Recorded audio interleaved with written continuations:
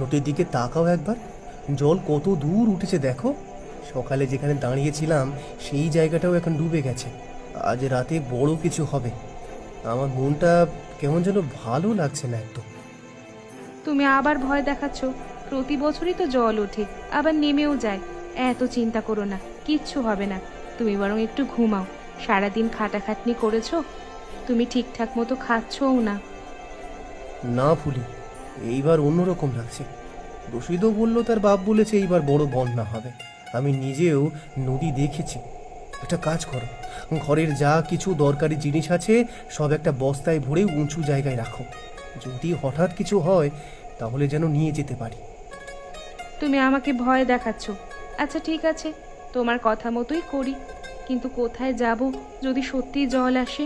এই ঘর ছাড়া তো আমাদের কিচ্ছু নেই। নদীর পাড়ের পূর্ব দিকে একটা উঁচু টিলা আছে, মনে আছে? সেখানে গেলে জল পৌঁছাবে না। সেখানেই যাবো দরকার হলে।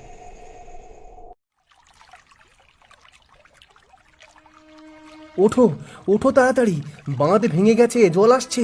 দেখো পায়ের কাছে জল। বাচ্চাগুলোকে ধরো, তাড়াতাড়ি করো, একটু দেরি করার সময় নেই। হায় হায়, এত জল কোথা থেকে আসছে? আমি ছোটটাকে কোলে তুলে নিচ্ছি, তুমি বড়টাকে ধরো। বস্তাটা কোথায়? সন্ধ্যায় ওটা ছাড়া তো আমাদের আর কিছুই নেই। ওই কোনায় রেখেছিলাম, জলেতে ডুবে যায়নি তো?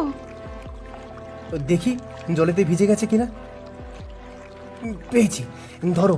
আমি বড়টাকে কাঁধে নিচ্ছি, এখন দৌড়াও টিলার দিকে। জল তো হাঁটু পর্যন্ত উঠে গেছে। ছোটটা কাঁদছে, ভয় পেয়েছে। দেখো গ্রামটা ডুবে যাচ্ছে, দেখো। রশিদ ভাইরা কোথায়? তাদের খবর দিতে হবে। রশিদ, ও রশিদ!